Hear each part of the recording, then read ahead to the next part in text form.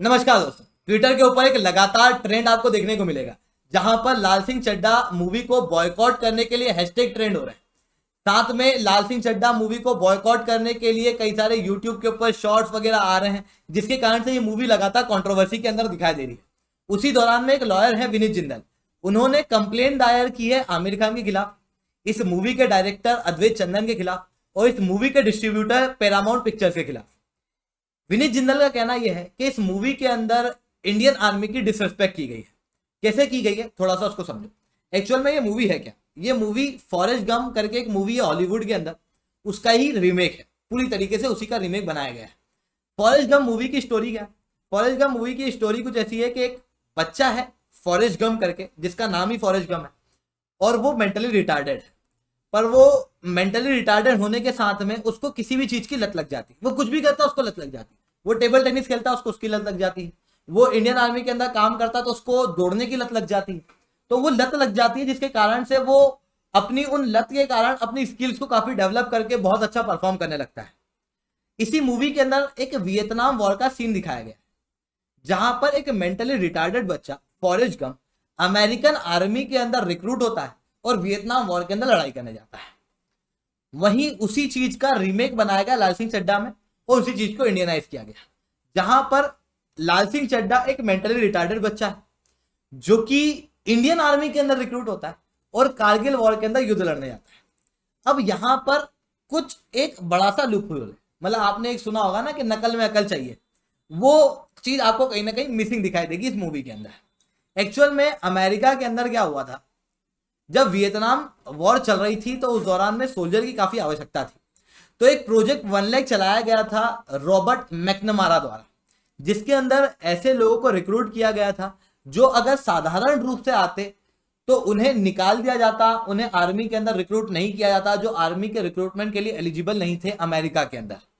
अब अमेरिका के अंदर वियतनाम के वॉर के दौरान में इन्होंने अपने स्टैंडर्ड को कम कर दिया और ऐसे लोग जो मेंटली रिटार्डेड हैं, फिजिकली रिटार्डेड हैं, उन्हें अमेरिकन आर्मी के अंदर रिक्रूट करना शुरू कर दिया।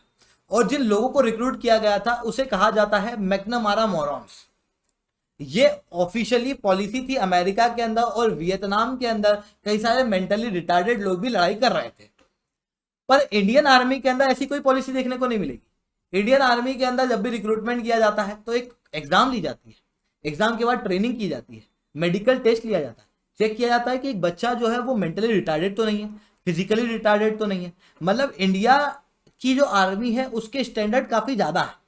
इस मूवी के अंदर उन स्टैंडर्ड को डाउन करके दिखाया गया है, जिसके बाद में विनीत जिंदल का कहना यह है कि ये मूवी जो है वो एक्चुअल में इंडियन आर्मी की डिसरिस्पेक्ट करती है और इंडियन आर्मी को डीमोरलाइज करती है, जिसके कारण से इस मूवी के खिलाफ उन्होंने कंप्लेन दायर की है और उनका कहना यह है कि इस मूवी के खिलाफ FIR दायर होनी चाहिए। इसके अलावा लाल सिंह चड्ढा मूवी लगातार कंट्रोवर्सी के अंदर है। इवन हालत यह है कि आमिर खान, जो कि एक काफी बड़े एक्टर के रूप में इंडिया के अंदर देखे जाते हैं, एक परफेक्शनिस्ट के रूप में देखे जाते हैं, जिनकी हर 2-1 साल में एक मूवी आती है जो सुपर डुपर हिट होती है, जिसके अंदर 3 इडियट, मंगल पांडे, लगान, कुछ काफी अच्छी मूवी आपको देखने को मिलेगी। बट आमिर खान की मूवी इस बार लाल सिंह चड्ढा 50 करोड़ तक का आंकड़ा भी बॉक्स ऑफिस के अंदर पूरा नहीं कर पा रही है, क्योंकि लोग इसे बॉयकॉट कर रहे हैं। हालत यह है, कई सारे थिएटर का कहना यह है कि हम लोग लाल सिंह चड्ढा मूवी को हटा रहे हैं क्योंकि हमारा काफी नुकसान हो रहा है, टिकट 10-15 से ज्यादा बिक नहीं रही है। इन सारे चीजों के पीछे कारण क्या है? क्या आमिर खान ने आज कुछ किया है या उनके पास्ट की कुछ चीजें हैं जो आज दिखाई दे रही है? तो एक्चुअल में उनकी पास्ट की चीजों के खिलाफ अभी विरोध दिखाई दे रहे हैं। हुआ था 2015 की बात है। 2015 के अंदर Ramnath Goenka excellence in journalism award के अंदर आमिर खान इनटॉलरेंस के खिलाफ बोल रहे थे, जिसके अंदर उन्होंने कहा कि मेरी वाइफ इंडिया के अंदर काफी इनसिक्योर फील करती है कि इंडिया के अंदर काफी ज्यादा इनटॉलरेंस है। लोगों का कहना यह है कि इतने बड़े प्लेटफॉर्म पे जाके एक ऐसा व्यक्ति जो काफी ज्यादा सिक्योरिटी के अंदर रहता है वो इनटॉलरेंस की बात करे तो वो इंडिया की इमेज को खराब करता है, जिसके कारण से लोग इस मूवी को बॉयकॉट कर रहे हैं। 2015 के स्टेटमेंट के बाद में आज इस मूवी को बॉयकॉट किया जा रहा है। इतना ही नहीं, इस मूवी के अलावा और भी कई सारे स्टेटमेंट है आमिर खान के, जिसकी वजह से इस मूवी को बॉयकॉट किया जा रहा है। आपने एक प्रोग्राम देखा होगा आमिर खान का, सत्यमेव जयते। सत्यमेव जयते प्रोग्राम के अंदर आमिर खान के द्वारा एक स्टेटमेंट दिया गया था, जहां पर उनके द्वारा कहा गया था कि शिवलिंग को दूध चढ़ाने की बजाय किसी गरीब को दूध दे दो तो ज्यादा भला होगा। कि इंडिया के अंदर जो हिंदू सेंटीमेंट है उनको आप कहीं ना कहीं खराब कर रहे हो, उनको आप कहीं ना कहीं टच कर रहे हो, उन सेंटीमेंट को आप कहीं ना कहीं हानि पहुंचा रहे हो, जिसके कारण से इनकी मूवी को बॉयकॉट किया जा रहा है। ट्विटर के अंदर कई सारे ऐसे पोस्टर ट्रेंड होते हुए दिखेंगे जहां पर उनके अंदर दिखाया जाएगा कि शिवलिंग के ऊपर जो दूध चढ़ाया जाता है वो 20 रुपए का आता है और 350 रुपए की आमिर खान की मूवी की टिकट आती है। तो हम लोग क्यों ना शिवलिंग के ऊपर दूध चढ़ाएं और आमिर खान की मूवी को बॉयकॉट करें ताकि 350 रुपए बचा के हम लोग गरीब का भला करें।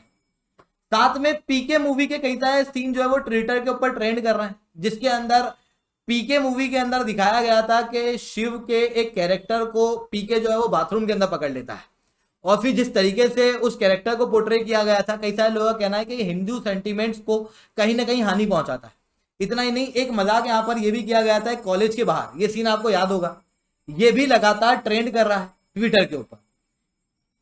इसके अलावा यहां पर बॉलीवुड को साउथ की मूवी के साथ में कंपेयर करके बॉयकॉट बॉलीवुड के ट्रेंड भी देखने को मिल रहा है, जिसके अंदर ये कहा जा रहा है कि साउथ की मूवी के अंदर हिंदू गॉड को कितना अच्छे से दिखाया जाता है, कितना अच्छे से पोर्ट्रे किया जाता है, जिसके अंदर बाहुबली के एग्जाम्पल दिए गए हैं। उसके अलावा आमिर खान जो है वो एमिन एड्रोगान से मिले थे। एमिन एड्रोगान एक्चुअल में आसिफ एड्रोगान की वाइफ है, जो कि टर्की की फर्स्ट लेडी है।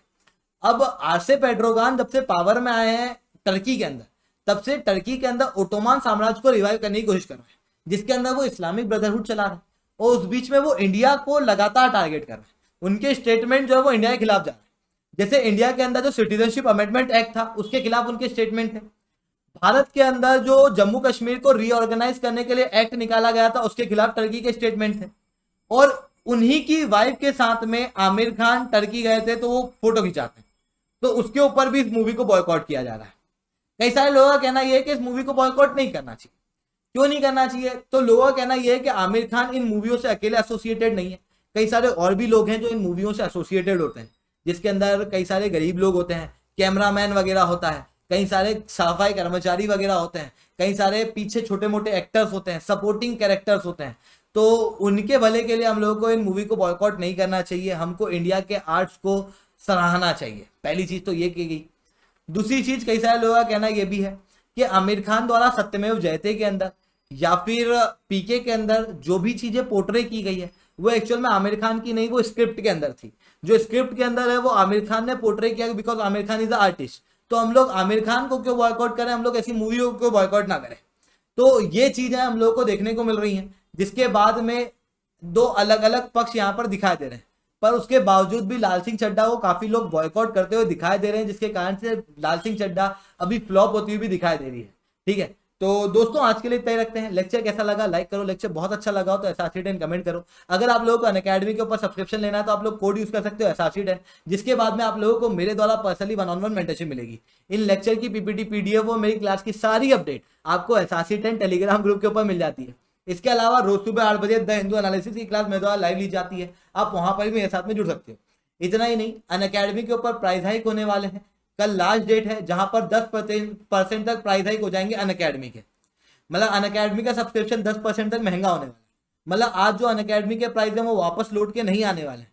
तो जाओ सब्सक्राइब करो, SRC10 कोड का प्रयोग करो। SRC10 कोड का प्रयोग करने के बाद में आप लोगों को मेरे द्वारा पर्सनली 1-on-1 मेंटरशिप मिलेगी। आप किसी भी सब्सक्रिप्शन के अंदर SRC10 कोड का प्रयोग कर सकते हो। तो दोस्तों आज के लिए इतना ही रखते हैं। That's all from my side. जय हिंद, जय भारत।